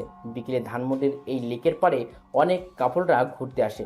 রাফির আজ এটা প্রথম অভিযান, বলতে গেলে নতুন কোনো অনুভূতির প্রকাশ করতে যাচ্ছে। কিন্তু নুসরাত কি মেনে নেবে রাফিকে? কোনো ঘটনা ঘটার আগেই তো নিয়ে ভাবতে নেই, পরে দেখা গেছে সবকিছু নিজের কাছে ঘুরিয়ে যাচ্ছে। বর্তমানকে উপেক্ষা করে ভবিষ্যৎকে নিয়ে বেশি চিন্তা করা ঠিক না। নুসরাত একটা বেঞ্চের উপর বসে আছে, পরনে তার কালো কালারের একটা শাড়ি, হাতে কিছু রঙিন চুড়ি সমাহার, মুখে কোনো কৃত্রিম মেকআপ করা নেই। এমনিতে নুসরাতকে বেশ সুন্দর লাগে। মাথার চুলগুলো বাঁধা অবস্থায় না থাকলে তাকে যেন আরও মোহনীয় লাগতো। রাফি নুসরাতের সামনে এসে বাইক কষে ব্রেক করে। নুসরাত অন্যমনস্ক থাকায় হঠাৎ বাইক থামায় হালকা ভয় পেয়ে যায়। নুসরাত ছোট ছোট চোখ করে সামনের দিকে তাকিয়ে হাসি উজ্জ্বল সুদর্শন একটা যুবক বাইক থেকে নামে। ছেলেটার শরীর গঠন বেশ ভালো, তবে ছেলেটা যেন রাফি এটা চিনতে নুসরাতের বেশি সময় লাগেনি। দুজনেই দিকে অপলক দৃষ্টিতে তাকিয়ে আছে, মনে হয় 1000 বছর পড়ছে যেন তাদের। রাফি পিছন থেকে একটা তাজা গোলাপ বের করে হাঁটু গেড়ে প্রপোজ করার স্টাইলে নুসরাতের সামনে বসে বলতে থাকে, ভালোবাসা কি তা আমি জানি না, তবে কোনো এক অন্ধকার রজনীতে তোমাকে দেখে আমার মনের ভিতর লুকিয়ে থাকা সুপ্ত অনুভূতিগুলো কেমন যেন ব্যস্ত হয়ে পড়েছে। তোমাকে ভালোবাসি কথাটা বলার জন্য মনটা অনেকভাবে প্যারা দিচ্ছিল। আজ আমি সার্থক, তোমার সামনে বসে তোমাকে ভালোবাসি কথাটা বলতে পেরে। তুমি সেই কবিতা যা প্রতিদিন ভাবি লিখতে পারি না, তুমি সেই ছবি যা কল্পনা করি আঁকতে পারি না, তুমি সেই ভালোবাসা যা প্রতিদিন চাই কিন্তু তা কখনোই পাই না। আজ আমি অনেক করে পেতে চাই তোমার সেই মোহনীয় ভালোবাসার পরশ, যার জন্য অপেক্ষায় আছি প্রতিটা ক্ষণ। ভালোবাসা কি তপ্ত মরুর বালুর শিকা? ভালোবাসা কি নদীর স্রোতে ভাসমান কোনো নৌকা? ভালোবাসা কি ভেসে আসা কোনো সুখের ভেলা? ভালোবাসা কি দুঃখের মাঝে হাসি মিশ্রিত কান্না। ভালোবাসা কি কোনো এক অজানা ঠিকানা? আজ আমি খুব করে বলবো, ভালোবাসি তোমায় প্রেয়সী, ভালোবাসি। রাফি একটা মানুষের পছন্দ থাকতেই পারে, এটার জন্য তাকে বেশি চাপ দেওয়া যাবে না। তোমার প্রপোজটা আমি মনে হয় গ্রহণ করতে পারবো না। রাফি মুস্কি হাসে। রাফি দেখতে পারছে নুসরাতের দৃষ্টিটা তার বাইকের উপর। নুসরাতের চোখে কোনো কিছু জানার অনেক আগ্রহ দেখতে পারছে রাফি। কি কারণে তুমি আমার প্রেম নিবন্ধনটা গ্রহণ করতে পারছো না, সেটা কি আমি জানতে পারি? অবশ্যই ছেলেদের প্রতি আমার কোনো আগ্রহ নেই, তবে একটা ছেলেকে দেখে আমার সেই ধারণাটা পাল্টে যায়, কারণ আমার জীবনে কোনো এক করুণ মুহূর্তে সেই ছেলেটা এসে আমাকে বাঁচায়। সেই দিন থেকে আমার মনের একটা জায়গা তার জন্য বরাদ্দ হয়ে গেছে। রাফি এবার একটু শব্দ করে হেসে বলে, আচ্ছা নুসরাত, সেই ছেলেটা কি তোমাকে কোনো এক অন্ধকার জঙ্গল থেকে মানুষ নামে পশুর হাত থেকে রক্ষা করেছিল? হ্যাঁ হ্যাঁ, কিন্তু তুমি এটা কি করে জানলে? এই ঘটনাটা তো আমি ছাড়া তেমন কেউই কিছুই বলেনি। তুমি এটা কিভাবে জানলে সেটা আমাকে বলো। রাফি কিছু বলে না। ঠোঁটের কোণে রসময় হাসি থেকে লেকের পাড়ে নিঃশব্দে হাঁটতে থাকে। পিছনে পিছনে যে নুসরাত আসছে সেটা রাফি বেশ ভালোই বুঝতে পারছে। কি হলো রাফি, তুমি কিছু বলছো না কেন? এমন করে হঠাৎ চুপ হয়ে গেলে কেন? নুসরাত, আমার বাইকটা দেখে কি তোমার চেনা চেনা লাগছে? দেখো তো ভালো করে, কোথাও এমন বাইক দেখেছো কিনা? আমি বেশ কিছুক্ষণ ধরে তোমার বাইকের উপর লক্ষ্য করছি। আমাকে সেই রাতে যেই আগন্তুকটা বাঁচিয়েছে তার বাইকটাও দেখতে তোমার বাইকের মতো। সেই অচেনা আজানা আগন্তুকটা যদি আমি হই তাহলে কি মন্দ হবে? মানে কি বলতে চাচ্ছ সেটা ক্লিয়ার করে বুঝিয়ে বলো আমাকে। সেদিন রাতে আমি চন্দ্রবিলাস করতে জঙ্গলের পাশে একটা বড় পুকুরের পাড়ে বসেছিলাম। বাইক দিয়ে যখন আমি জঙ্গলের মাঝপথ দিয়ে চলে আসবো, তখন একটা মেয়ে আতঙ্কের চিৎকার শোনা সেই দিকে এগিয়ে যায়। বাকিটা মনে হয় আমার আর কিছু বলার নেই। রাফি কথাটা বলে দীর্ঘ নিঃশ্বাস ফেলে। নুসরাতের কাছে যেন কথাটা বিশ্বাস হচ্ছে না। খুশিতে আত্মরা হয়ে গেছে সে। অনেকদিন ধরে খোঁজ করা সে রাজকুমারকে পেয়ে গেছে। নুসরাত গিয়ে রাফিকে পিছন দিয়ে আঁকড়ে ধরে। রাফি পিছন ফিরে তাকায়। নিজের কাছেও বিশ্বাস হচ্ছে না নুসরাত তাকে জড়িয়ে ধরে আছে। এই শহর রাফিকে আজ অনেক বড় একটা উপহার দিয়েছে। অবিরত শহর তাকে পৃথিবীতে বাঁচার জন্য একটা অক্সিজেনের ব্যবস্থা করে দিয়েছে। আজ রাফি অনেক খুশি। এলিমেলো জীবনটাকে গুছানোর সময় চলে এসেছে। নুসরাতকে বাইকের পিছনে বসিয়ে বাইকটা স্টার্ট দেয়। আজ ওরা দুজন এই ব্যস্ত শহরটাকে মাখিয়ে দিবে তাদের ভালোবাসার রং দিয়ে। সময় রাত 10টার কাছাকাছি। সালমান নিজের আস্তানায় অবস্থান করেছে। পায়ের ওপর পাতুলের সোফায় বসে সিগারেট টানছে সে। অনেক চিন্তার হ্রাস করেছে তাকে। রাফু ভাই শহরে আগমন করছে, এটাই তার বড় চিন্তা। রাফু ভাই যে কতটা ভয়ঙ্কর সেটা সম্পর্কে সালমানের ভালোই ধারণা আছে। সালমান বসে বসে যখনই এগুলো চিন্তা করছিল, তখন রাহাত সামনে এসে দাঁড়ায় আর বলতে থাকে, ভাই, সেদিন ওসমান শরীফ আর রাব্বিকে রাফু ভাই নিজ হাতে খুন করেছে। এখন তার সবচেয়ে বড় টার্গেট হলো আপনি। কিছুদিন আপনাকে সাবধানে থাকতে হবে। কোনোভাবে আপনার খুঁজে সে পেয়ে গেলে শেষ করে দিবে সব। কথাটা শুনে সালমান বসা থেকে উঠে দাঁড়ায়। হাত থেকে সিগারেটটা ফেলে মদের গ্লাসটা হাতে নিয়ে তা খেতে থাকে। এখন মনে হয় সালমানকে মদের নেশায় ধরেছে। টেবিলের ওপর থেকে পিস্তলটা নিয়ে কিছুক্ষণ নাড়াচাড়া করে সামনের কাছে পরপর 2টা গুলি করে। নাক দিয়ে পিস্তলের গন্ধটা শুকতে থাকে। রাহাত জানে সালমান বেশি টেনশনে থাকলে এমনই কিছু করে। নেশাগ্রস্ত গলায় রাহাতকে উদ্দেশ্য করে বলে, রাফু আমার কিছু করতে পারবে না। আমি নিজ হাতে ওই রাফুকে মারবো, নয়তো আমার শান্তি হবে না। নিজ হাতে কিভাবে রাফু ভাইকে মারবেন? আমরা তো এখনো পর্যন্ত তার চেহারাও দেখতে পাইনি। তাহলে কিভাবে রাফুর কাছে যাব? সে তো অদৃশ্য মাস্তান হয়ে মিশনে বের হয়। আছে, এমনই একজন আছে যে রাফুকে অনেক কাছ থেকে দেখেছে। কে সেই ব্যক্তি যে রাফু ভাই এর মতো ভয়ানক মাস্তানের সম্মুখীন হয়েছে? রাফুর অনেক কাছের লোক, তার অতি বিশ্বাসের একটা ছেলে। আমাকে রাফুর সামনে নিয়ে যাবে। রাফু ভাইকে সামনে থেকে মারা যাবে না, পিছন থেকে মারতে হবে। কিন্তু ভাই, আমি একটা ব্যাপার বুঝতে পারছি না, সে কেনই বেইমানি করবে? টাকা পৃথিবীর সব বিশ্বাস, বন্ধুত্ব আরও যা আছে সব কিছু এই জিনিসটা দিয়ে কিনে নেওয়া যায়। আমি টাকা দিয়ে কিনে নিয়েছি তাকে। রাফুর সব খবর সে আমাকে দিবে। এটা বাম হাতের জ্বলন্ত সিগারেট। রাফি 2 প্যাকেট ব্যঞ্জন সিগারেট নেয়। 3টা ছেলেই অবাক হয়ে যায় রাফির কাণ্ড দেখে। যেখানে মানুষ টাকার জন্য 5 টাকার পাইলট সিগারেট খায়, সেখানে তো রাফি 600 টাকা দিয়ে 2 প্যাকেট ব্যঞ্জন সিগারেট নিচ্ছে। রাফি নতুন প্যাকেট একটা সিগারেট বের করে দোকানের লাইটারটা নিয়ে সিগারেটের আগুন জ্বালায়। 2টা টান দিয়ে পিছনে ফিরে তাকায় রাফি। 3টা ছেলেই লোভনীয় দৃষ্টিতে চেয়ে আসে তার দিকে। মুচকিসে রাফি প্যাকেট থেকে আরও 3টা সিগারেট বের করে ছেলে 3টার হাতে দেয়। মোটামুটি ছেলেগুলোর মুখে তৃপ্তির হাসি দেখে মিলল। ওরা যেন এই সিগারেটের আশায় রাফির দিকে চেয়েছিল। রাফির দোকান ত্যাগ করে মানুষের সাথে বেশি মিশে গেলে সম্মান কমে যায়, নিজের কোনো মূল্য থাকে না অন্যের কাছে। যার কারণেই সেই মানুষগুলো যখন তখন যে কোনো কথা লিমিট ক্রস করে বলে ফেলতে পারে। রাফি যা ভেবেছিল তাই হলো আজকে। রাস্তায় অনেক লোক হাঁটতে বের হয়েছে, কারো হাতে আছে জ্বলন্ত সিগারেট, আবার কারো হাতে দামি মোবাইল। রাফি চিন্তা করছে এই অপরূপ সৌন্দর্যের রাতে যদি নুসরাত পাশে থাকতো তাহলে কতই না ভালো হতো, কিন্তু আজ মনে হয় না সেই আশাটা পূরণ হবে। আরাফ বাইকের উপর আরাম করে বসে বসে সিগারেট ফুঁকছিল। তখনই রিফাত হাসির ছলে জোরে কথাটা বলে। আরাফ রিফাতের দিকে তাকায়, দেখে রিফাত ভার্সিটির গেটের দিকে তাকিয়ে কথাটা বলছে। হাত দিয়ে রিফাতকে সরিয়ে গেটের দিকে তাকায় সে। কালো কালারের নিউ মডেলের নতুন বাইক R50 ভার্সন 3 নিয়ে রাফি প্রবেশ করেছে। পিছন থেকে রাফিকে জড়িয়ে ধরে আসে নুসরাত। এটা দেখে অনেক রেগে যায় আরাফ, যার বই প্রকাশ করছে নিজের হাতে থাকা জ্বলন্ত সিগারেটটা জোরে চেপে ধরে আছে। রিফাত, শাওন, মাসুদ, তোরা সবাই যে হকি স্টিক, স্ট্যাম্প, জাহাজ সব নিয়ে আয়। আজকে রাফির বাচ্চাটাকে আমি শেষ করে দিব। ওর সাহস হয় কি করে আমার ভালোবাসার মানুষকে নিয়ে বাইকে করে ভার্সিটিতে আসার?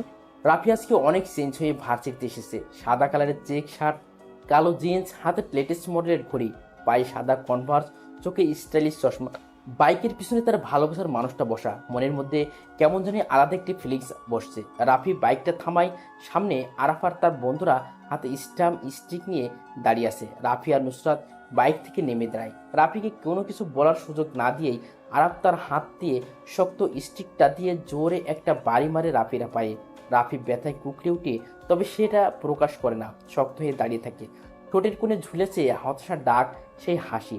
নুসরাত সামনে এগিয়ে আসবে, তার সে পারে না। রাফি হাতের ইশারায় নুসরাতকে থামিয়ে দেয়। আরাফ একটু এগিয়ে যায় রাফির দিকে। রাফির কলারটা ধরে ভার্সিটির সবার সামনে নিয়ে আসে। রাফি কিছু বলে না। আরাফ জোরে চিৎকার করে বলে, আমি নুসরাতকে পছন্দ করি, এটা এই ক্যাম্পাসের সবাই ভালো করে জানে। তাই কোনো ছেলে নুসরাতের আশেপাশে ঘেঁষে না। কিন্তু তুই সেই দুঃসাহস করেছিস। আজ আমি তোর এমন অবস্থা করব যে যা দেখে ভার্সিটির সবাই ভয় পেয়ে যাবে।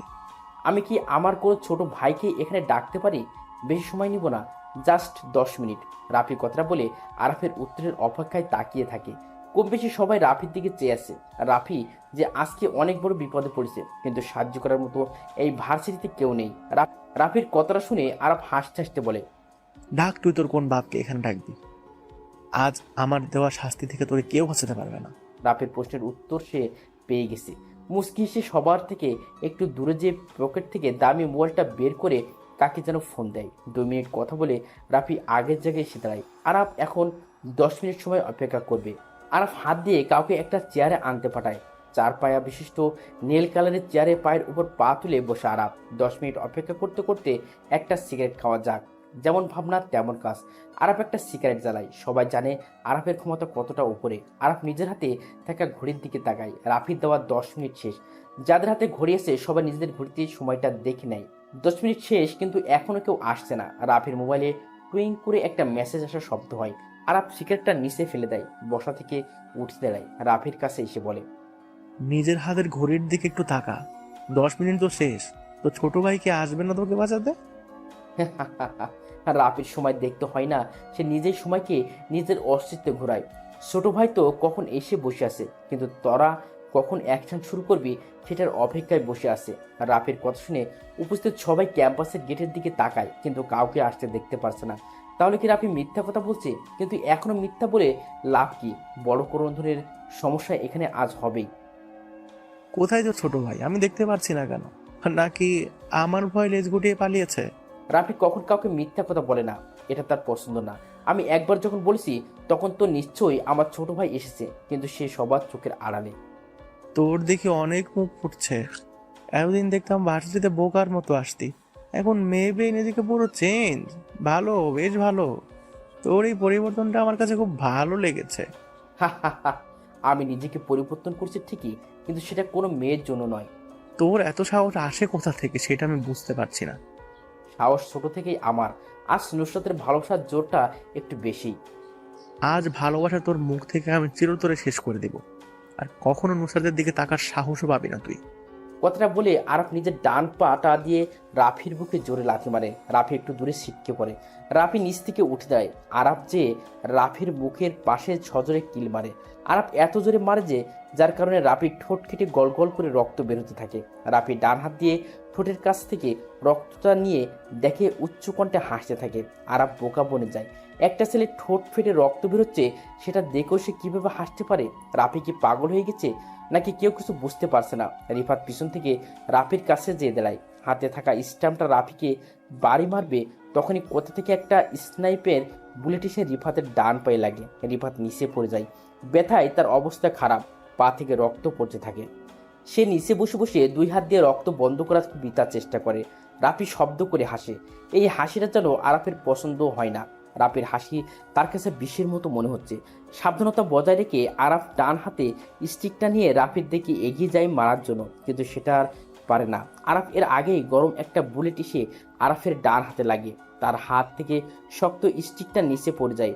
বাম হাত দিয়ে ডান হাতের ওপর চেপে ধরে, কিন্তু এই ব্যথা যেন একটু কমায় না।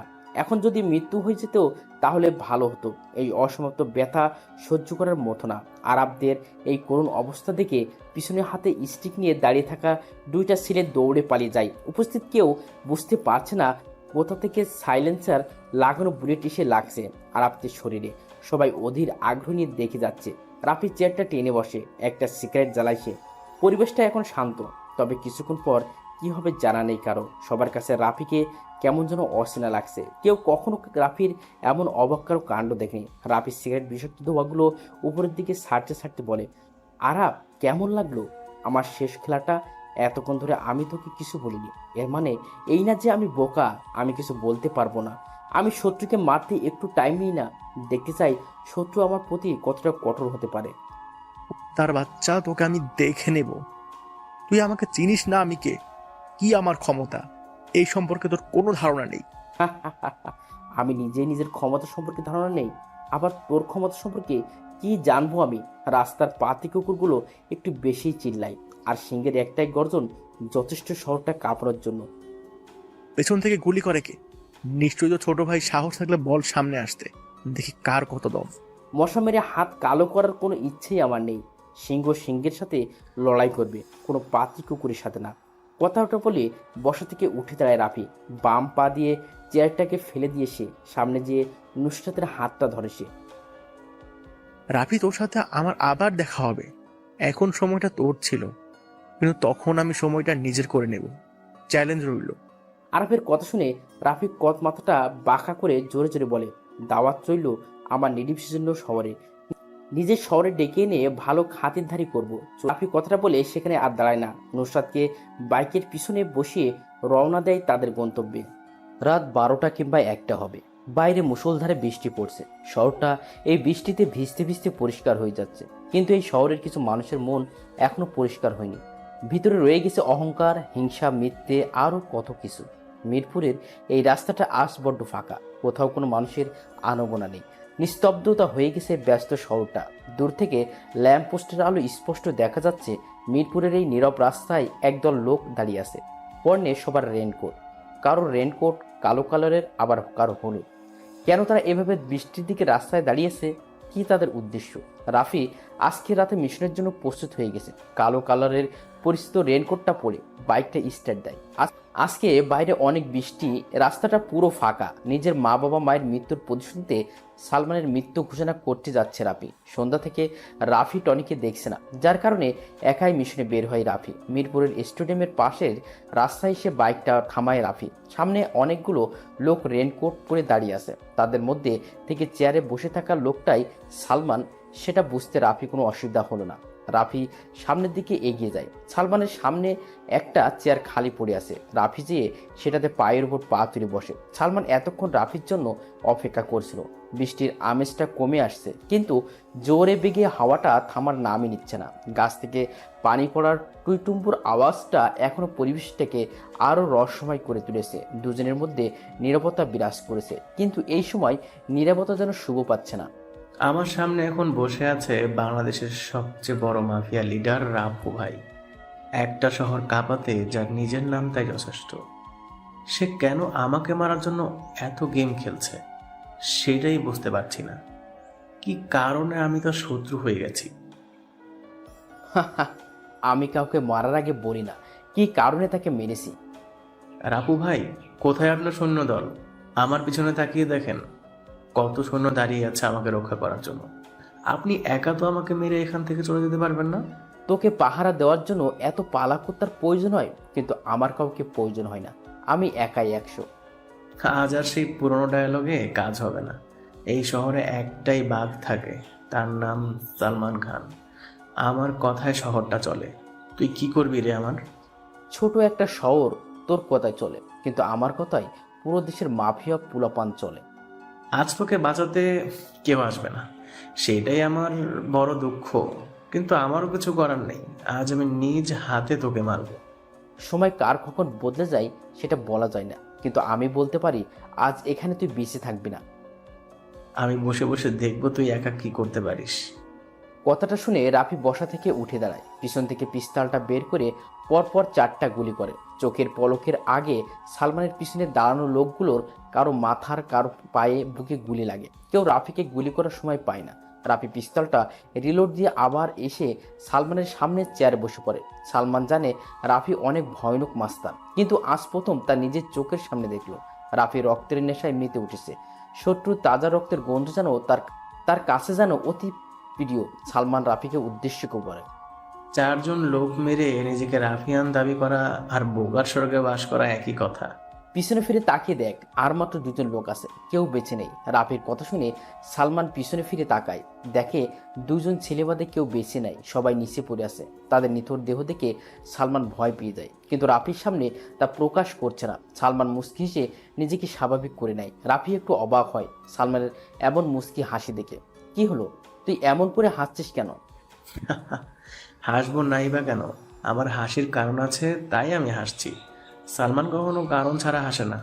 সালমানের রহস্যময় কথাটা রাফির সহ্য হয় না। পিস্তলটা পিছনের দিকে তাক করে পরপর 2টো গুলি করে পিছনের 2টা ছেলেও পিস্তলা ভেজা রাস্তার উপর পড়ে যায়। সালমান আরও জোরে জোরে হাসতে থাকে। রাফি যে সালমানের রেনকোটের কলার ধরে বলতে থাকে, শেষ তোর পালা কুকুরগুলো সব মরে রাস্তায় পড়ে আছে, পিছনে তাকিয়ে দেখে নে, তোকে এখনই শেষ করে দেবো আমি। চালাগুলি, দেখি কেমন বুকের পাটা তোর। এখনো অনেক মাইন্ড গেম খেলা বাকি আছে, সেটা শেষ করে নি আগে। আমি আর অপেক্ষা করতে চাই না, সময় অনেক দিয়েছি আর না, আজ আমি এখানেই খেলা শেষ করে দিব। হঠাৎ কারো গলার শব্দ পেয়ে রাফি আর সালমান সেদিকে তাকায়। বাইকে হেলান দিয়ে কোণে এক আগন্তুক দাঁড়িয়ে আছে। পরনে তার কালো রেনকোট, মাথায় বড় হুডওয়ালা টুপি, মুখে কাটা মাস্ক। আগন্তুক দেখে অনেকটা রাফির সাথে মিল আছে। কে আগন্তুক? রাফির নিজের ধারণা বাইরে, কিন্তু আগন্তুকের গলার কণ্ঠটা রাফির অনেক পরিচিত, তবে রাফি সেটা মনে করতে পারছে না। আগন্তুককে দেখে সালমান জোরে জোরে হাসতে থাকে আর বলতে থাকে, চলে এসেছে আমার মাইন্ড গেমার। রাপু, তুই চাইলেও আমাকে আজ মারতে পারবি না, কারণ তোর একটা বড় জিনিস আমার কাছে আছে। কি সেই জিনিস যেটা তোর কাছে আছে? আরে আরে, এত উচ্ছ্বসিত হচ্ছিস কেন? জানবি কি তোর জিনিস, আর দেখতেও পারবি। অনেক সময় হয়ে গেছে সিগারেট খাওয়া হয় না। আমি সিগারেটটা জ্বালিয়ে নিই, তারপর তোর সাথে কথা বলছি। সালমান, আমার জিনিসটা কি সেটা দেখা, আমি আর অপেক্ষা করতে পারছি না। জিনিসের জন্য রাফু ভাই অনেক পাগল দেখছি। এই বের করে আন রাফু ভাইয়ের অমূল্য সম্পদ। সালমান, তুই নুসরাতকে ধরে এনে অনেক বড় ভুল করে ফেললি। সঠিক সময়ে এমন ভুল কাজ করাই তো আমার স্টাইল। যতক্ষণ পর্যন্ত নুসরাত আমার কাছে থাকবে, ততক্ষণ তুই আমার কিছুই করতে পারবি না। সামনের আগন্তুকটাকে আমি সেটা জানতে চাই। আগন্তুককে দেখলে তুই অনেক কষ্ট পাবি। আমি চাই না তুই মরার আগে এমন কষ্ট পাস। কে মরবে কে বেঁচে থাকবে সেটা সময় বেশ ভালো জানে। আগন্তুককে বল মুখ থেকে মাস্কটা খুলে ফেলতে। সালমান হাত দিয়ে কিছু একটা ইশারা করে। সামনে থাকা আগন্তুক মুখ থেকে মাস্কটা সরিয়ে নিচে ফেলে দেয়। দূরে ল্যাম্প পোস্টের আলোয় মুখটা কিছুটা বোঝা যাচ্ছে যে আগন্তুকটা টনি। রাফি অনেকটা চমকে উঠে টনিকে এইভাবে দেখে। বেইমান সবাই বেইমান, টনিকে এত বিশ্বাস করতো রাফি, কিন্তু কি করলো সে বেইমানি করছে। টনি, তুই এখানে এই অবস্থায় কেন? ভাই, টাকা টাকা সবই তার খেলা। সালমান ভাই আমাকে 10 কোটি টাকার অফার করে তোমার সাথে বেইমানি করার জন্য, আমিও তাই করি। তোর টাকা প্রয়োজন, আমি দিতাম তোকে টাকা, এর থেকেও বেশি, কিন্তু তুই সেটা না করে আপনার সাথে বেইমানি করলি। কিচ্ছু করার নেই রাফু, টাকার জন্য সবাই সবকিছু করতে প্রস্তুত আছে। রাফি আর সহ্য করতে পারে না। খেলাটা এখানে শেষ করা দরকার।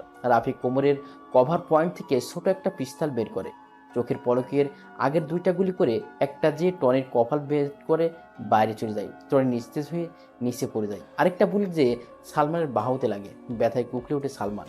নুসরাত ভয়ে কাঁপছে। রাফি সালমানের দিকে এগিয়ে যায়। পিস্তলটা রিলোড দিয়ে নেয় রাফি। সালমান ভয় পেয়ে যায় রাফিকে দেখে। সে ভয়ে পিছাতে থাকে। রাফি সালমানকে থামানোর জন্য আরেকটা গুলি করে তার পায়ে। সালমান ভয়কাতর চেহারা নিয়ে কাঁপা কাঁপা গলায় বলতে থাকে, রাফু ভাই, আমাকে ছেড়ে দেন।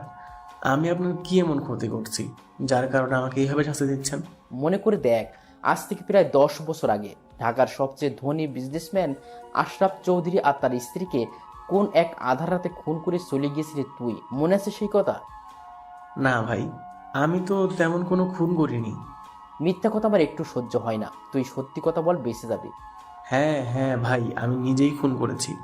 কিন্তু সেই 10 বছর আগের ঘটনার সাথে আপনার কি সম্পর্ক? সম্পর্কটা খুব গভীর। সেই আশরাফ চৌধুরীর ছেলে আমি। দেখ, ভালো করে দেখ, আমাকে চিনতে পেরেছিস কিনা। রাফি মুখ থেকে মাস্কটা খুলে ফেলে দেয়। সালমান এবার মুখ ফুটে বলে ওঠে, রাফি, তুমি? কিন্তু এটা কি করে সম্ভব?